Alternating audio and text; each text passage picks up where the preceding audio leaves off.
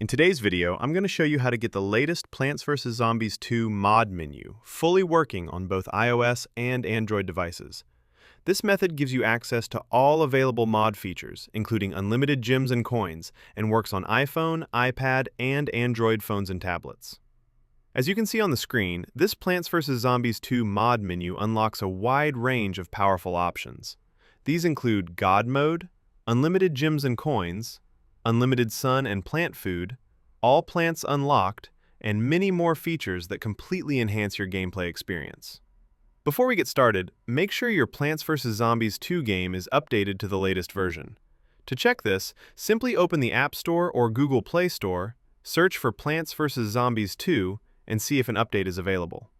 If your game is already up to date, you're ready to move on to the next step. Now, head down to the pinned comment below this video. In that comment, I explain exactly where and how to get PVZ2++. Just follow the instructions provided there, and you'll be able to get the mod menu on your device. Thanks for watching, and I'll see you in the next video.